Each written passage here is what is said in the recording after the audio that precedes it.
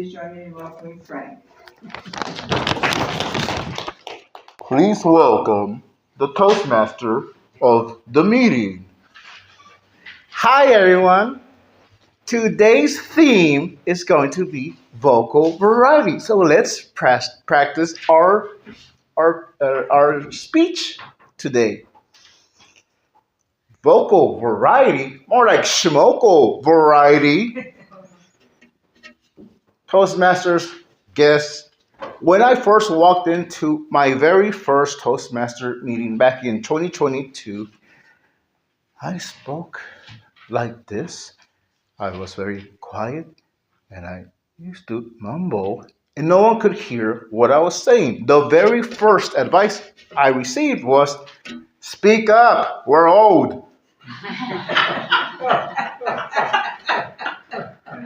And that was my very first lesson in vocal variety. I thought it was just yelling louder so you could hear me, but it's also controlling the pitch of your voice and setting the tone of the meeting, whatever you want to say. If I'm going to talk about something scary that happened, I'll change my pitch to it was a dark and stormy night, and I was so scared.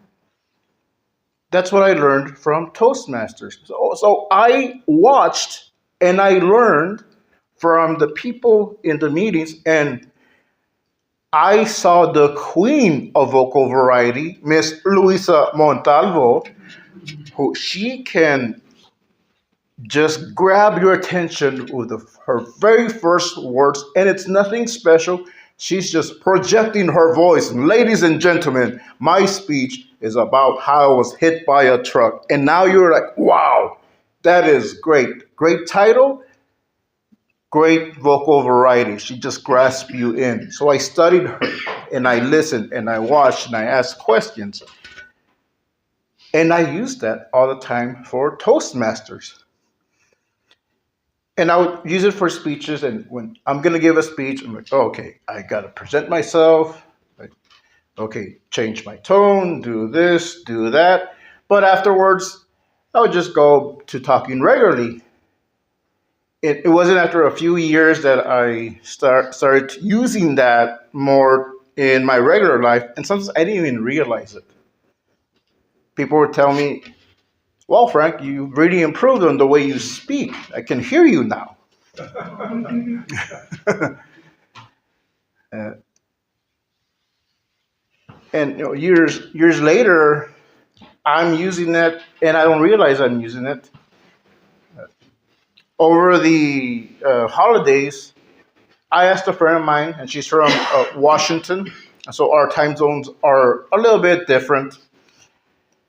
But I asked her, "Hey, would you like to play a role-playing game?" And I run role-playing games at the library, and I also do them for fun with friends.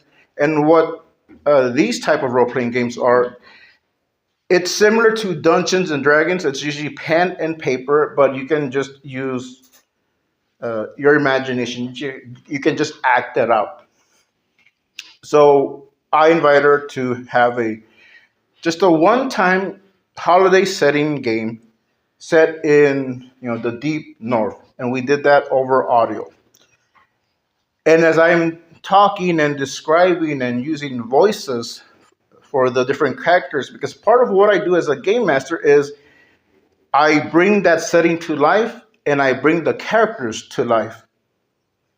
And I do that with vocal variety. So you're in the snow, you're trudging and walking, and you enter a tavern. As you walk into the tavern, you meet a fierce looking man, and his face is burnt.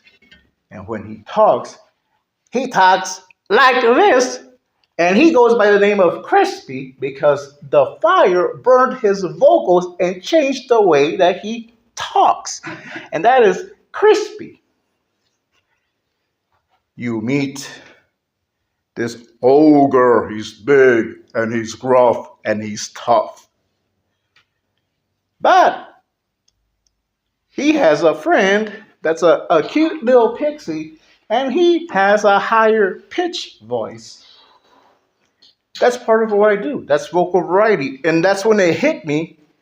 I'm using what Toastmasters is teaching me for things that I love to do, and it makes it better. My friend told me, I love your voices. And at first I was thinking, all I do is just change a pitch here and there. But other people have told me, I like the way you speak. I like the way you do funny voices. And I thought, great, Toastmasters is finally paying off. Toastmasters paid off the first time I went to a meeting because I learned right away, speak louder, present yourself in a professional manner, have fun with it. So it's not just vocal variety, it's having fun and being comfortable with who you are and letting that come out in the way that you speak. So vocal variety, schmocal variety, let's just have fun, ladies and gentlemen.